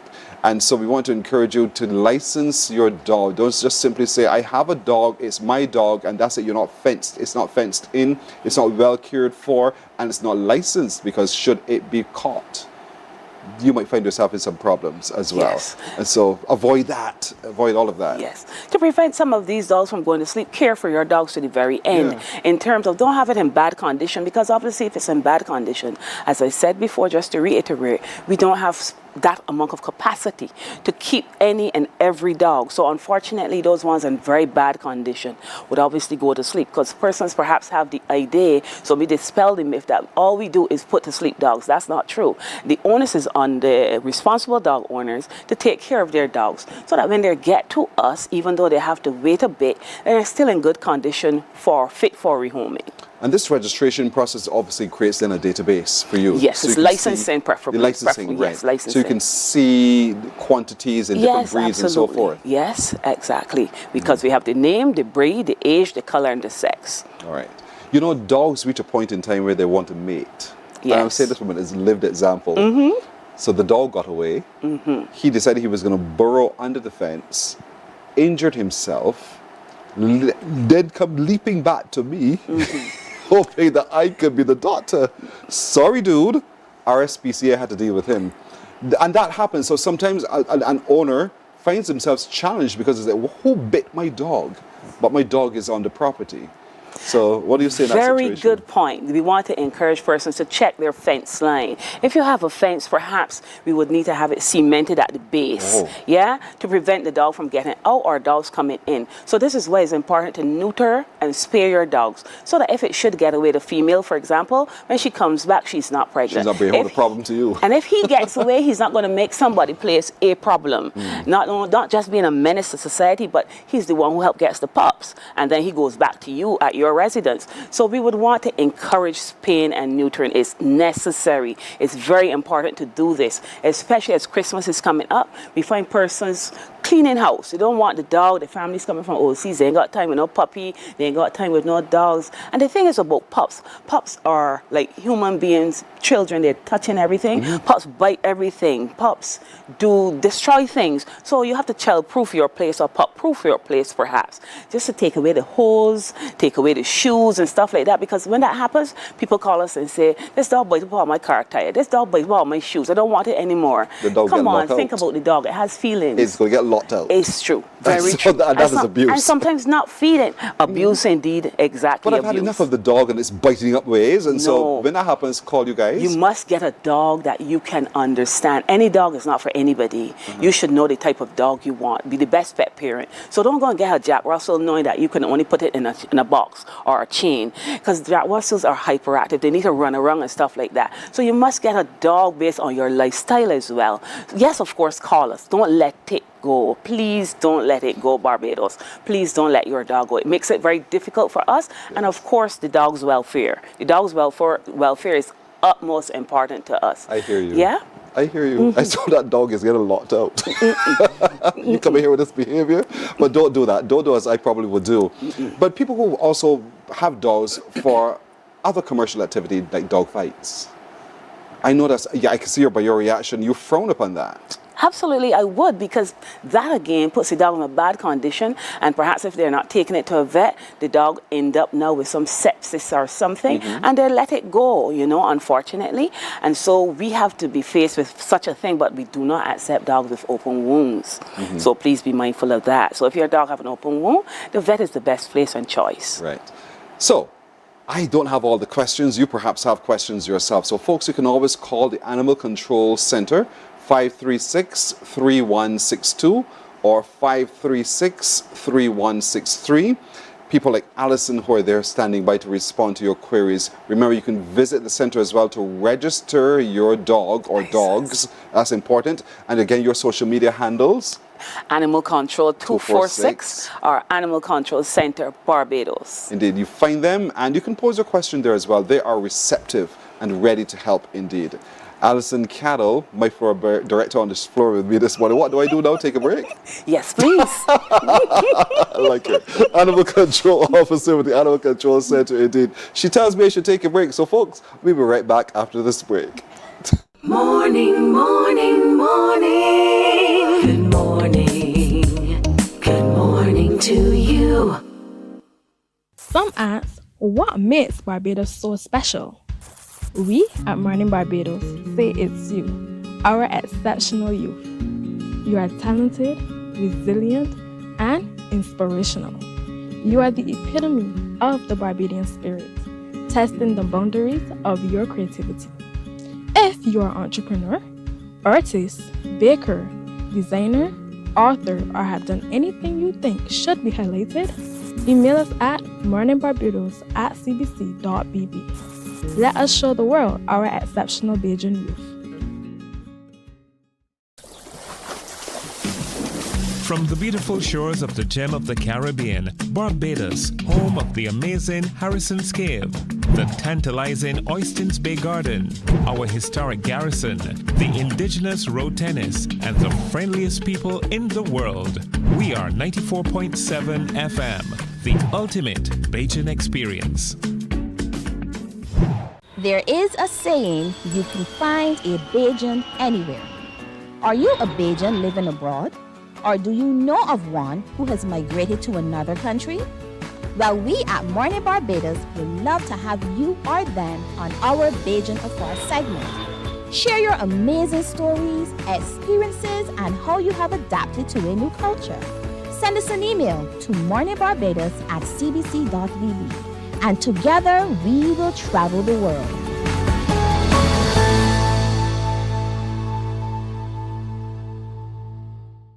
God will not give you a job.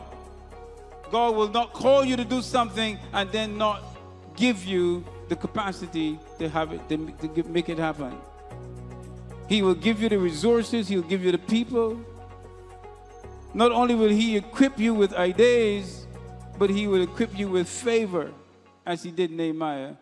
Turn on the latest episode of Infinite Possibilities, only on CBC TV8, every Sunday at 1:30 p.m., sponsored by Covenant Life Teaching Center.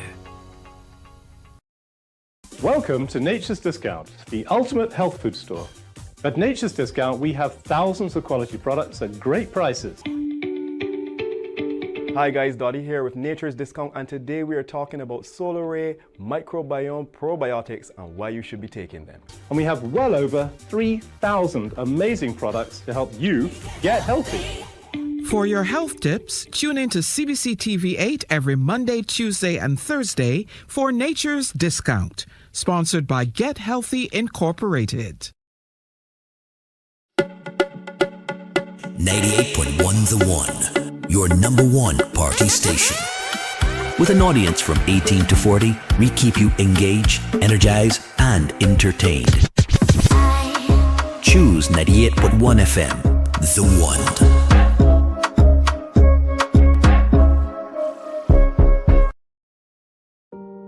Hey there, it's Mahalia. I want to share something that might be really helpful. If you're feeling anxious, overwhelmed, depressed, or lonely, and have no one to talk to, call Lifeline Barbados. We all face struggles at times in our lives. You're not alone.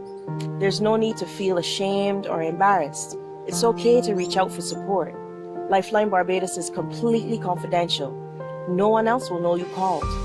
They're there to offer a caring ear and guidance without judgment. And fellas, I want you to know asking for help is a true sign of strength. It takes real courage to reach out. You can also call Lifeline Barbados if... Morning, morning, morning. Good morning. Good morning to you. We have 8.5 minutes to go to the hour of 8 o'clock. St. Michael, we come from, and so St. Michael continues to celebrate this month, regathering. And oh boy, are they busy, and they're chipping too. And so we want to chip along with them so that you stay abreast of what's happening and get out to all of the activity. With me, as always, is Calvin Carvalho, who chairs the St. Michael Regathering Committee. Along with him is Caleb Brathwaite, who is chair of the St. Michael West Central Steering Committee, as well as Janice Boyce, who is his deputy. You all, good morning. Good morning. Good morning. I asked Kelvin, Kelvin, you tired yet? And you said? Not yet. Get in there. Get in there. Because you're chipping, you're busy, man. Yes, very, very. And there's a lot still to come. There's so much. Look, St. Michael is going to be lit. It's going to be totally lit. Mm-hmm. Totally lit. I can go ahead and start and share some information? Okay. So we have the Best of St. Michael karaoke competition. And that starts today. Mm-hmm. Today it will be at Cool Breeze Bar, Savannah Road, Bush Hall. And tomorrow at Eagle's Nest, Tweeside Road. Mm-hmm. And on the 11th again, tomorrow it will be at Half and Half Bar, Low Bernie's St. Michael. And then we have on the 12th of November, Grills Delight Bar in Warrens Road, Britton Hill, St. Michael. And then we have on the 13th, Dexter's Bar, Dickens Main Road. Then we go up to Bush Hall Yard Gap, and that will be held at the community center. And on the 14th, we have Goalkeepers Bar, Licorice Village. And on the 14th again, we will be having the karaoke at ZR's Bar, Cave Hill. And Empty Bottles Bar on the 21st. Empty Bottles. Rihanna Drive, right? And it's going to be all of the zones will be leading up to the grand finale, the finals, which will be held at the marquee event in the Botanical Gardens. And when is that? The 23rd. On the 23rd. Yes. Note it, on the 23rd, the finals of the karaoke competition of St. Michael happens at the Botanical Garden. Big event coming up. I mean, we're days away, but we'll remind you as the days go by as well. So karaoke is happening almost in every community across St. Michael. Yes, and we know when karaoke is on, we get laughter, we get to criticize, we get to drink, have a good time. We get the temptation to try the mic ourselves. Yes. We do all of that, don't we? Yes. So karaoke is on in St. Michael, all part of Regathering. But Caleb, there's something coming up. Yes. With you guys now.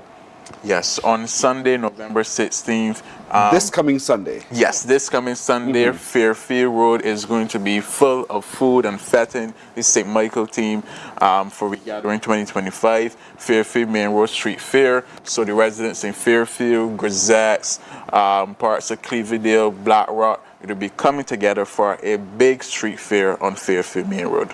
What time does the street fair start? So the street fair starts at 3 p.m. and ends at 10 p.m. There are going to be kids zone. There are going to be jumping tanks. There are going to be activities for children. There are also going to be heritage games. There are going to be what's it called it when you use a rim. You know those rollers. How old are you, man? I'm young.